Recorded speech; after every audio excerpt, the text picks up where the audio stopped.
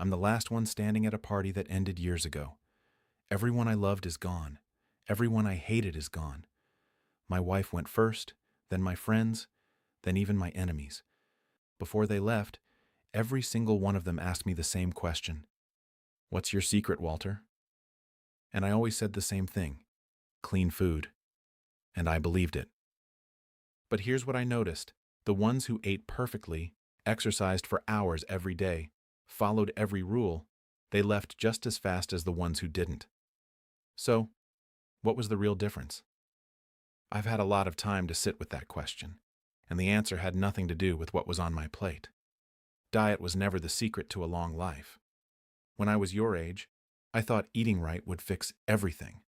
After losing everyone I loved, I started noticing things. My name is Walter. I'm 105 years old. I drove a taxi for 41 years. I still wake up every morning at 6 and make my own coffee. I still sit in the same chair I've been sitting in for 47 years. The chair across from me has been empty for 11 years. I stopped moving it.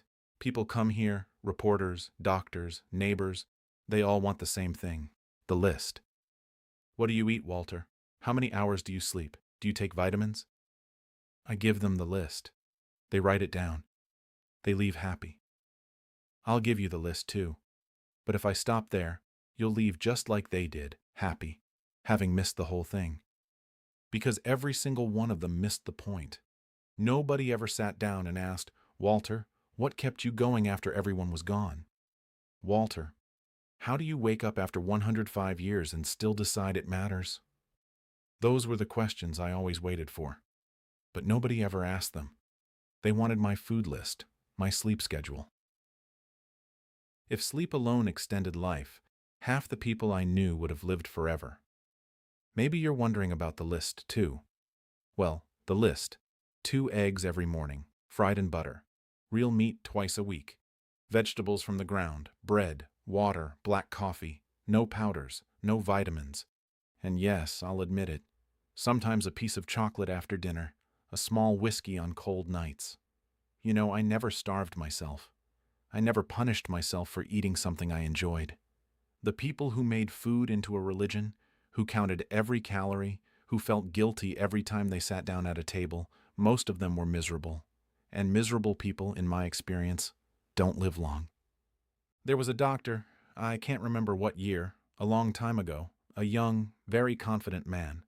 He told me my cholesterol was going to get me before 60. I outlived him. Found out when I went to the hospital. Didn't know what to say. Said nothing and headed home. Write down the list if you want. It's real. But what I'm about to say is far more important than any list. Nutrition is only one piece of this puzzle. Back when I was still driving, I had a regular fare for 4 years. Twice a week, same hospital. I never forgot his name. Dr. Polson, a nutritionist. He had books, gave lectures. The man knew everything about food, what to eat, what to avoid, exact portions, exact timing. Listening to him on the phone in the back seat, coaching his patients on what to cut from their diet, I learned more from that back seat than most people learn in a classroom. One day I asked him, Doctor, what's the secret to a long and healthy life? He said, Walter, eat clean, sleep well, avoid stress. I said, do you do all of those? We listened to the engine for a moment. Then he said, I eat clean. I sleep fine. The stress part, I never figured that one out. Dr. Polson passed in his 70s. I drove his wife to the service. I think about him sometimes. That man had all the knowledge, wrote all those books, and the one thing that was wearing him down, he knew it, named it, and still couldn't let it go. If a healthy list could keep a man going, he'd have lived forever. But it couldn't. The real answer wasn't on any plate. I came to understand that because of Margaret. Margaret and I were married for 58 years. Yes, 58. And I was a good husband in the ways that are easy to measure. I worked, I came home, I didn't disappear. But she used to say something year after year. Walter, you're sitting right there in that chair, but you're still driving that cab. Come home now. What she said was part of what got me to this age. Because when I retired, I just sat around for months. No shift, no route, no responsibilities waiting for me. I'd wake up, make my coffee, sit in this chair, and wait for something to happen. 1 month, same thing. 2 months, same thing. Margaret would walk past, ask if I wanted coffee. I'd say yes. She'd bring it. That was the whole day. My whole life had become a retired man just waiting to go. If you have no purpose waiting for you the next morning, all you're doing is waiting to go. And that prepares the body to do just that. One morning, I walked out to the garden. I don't know why, honestly. There was a weed near the tomatoes and I pulled it. Then another and another. 2 hours later, I was on my knees, hands pitch black, out of breath. When I came inside, she was standing at the door. She just looked at me, but I knew that look. That was the look of a woman who had been waiting, not for an hour, not for a week, but for years. I had found a purpose and gone after it. I wasn't just sitting around waiting to go anymore. A purpose doesn't have to be big. It just has to get you out of the chair. For me, it was the garden. When I turned 70, I started walking 20 minutes a day. I know every crack in that pavement. Those small routines kept me going. If I had spent those years just sitting around, you wouldn't be watching this video. Every day I gave myself a reason. Not big, small. Stopping to argue with the neighbor on the corner about football. Putting on music at 7 in the evening. Watching for the sunlight through this window at exactly 4 o'clock every single day, like clockwork. Small things, embarrassingly small, but they kept me here.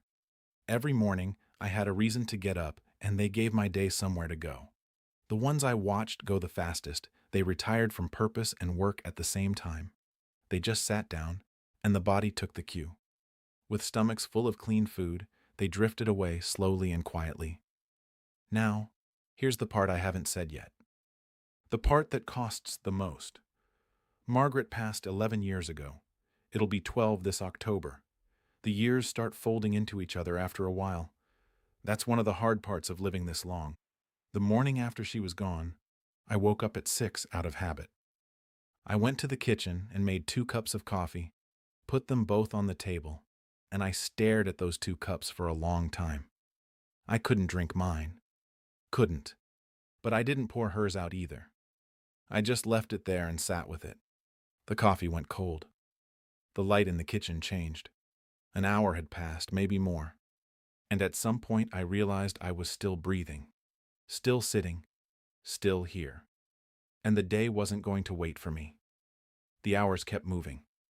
So, I got up, went to the garden, pulled some weeds, walked my 20 minutes, came back, called my son Robert, didn't say much, just talked. And somewhere in that ordinary, painful, unremarkable day, I found a small reason. Not big, just enough. That is the only real secret I have. Every day, you have to find a reason.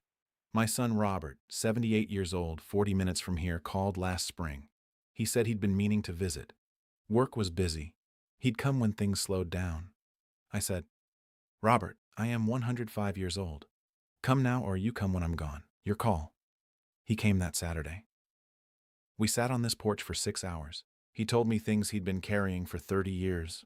I told him things I should have said when he was 40. He comes every 3 weeks now. Every 3 weeks. Having good people around you is not a luxury. It's part of how you stay alive. I know that now. And one more thing, because I'm too old to lie. Part of living long is luck. My father lived to 94. My grandmother lived past 90. The body I was born with had good bones. I could tell you it was all discipline and intention, but that would be a half-truth. And half-truths are for people who still have something to protect. My name is Walter. I'm 105 years old. This morning I woke up at 6, made my coffee, went out to the garden. Just a few minutes, I can't kneel like I used to. Watched the light come through, put on a record, sat down in this chair, looked at the empty chair across from me and said good morning to it the way I do every day. Eat real food, move every day, keep people close, find something, anything, that makes the morning worth opening your eyes for. But more than any of that, stop just getting through your days. A man can make it to 105 and still have checked out early in all the years he spent waiting to arrive somewhere. The days are not in your way. The days are the whole thing.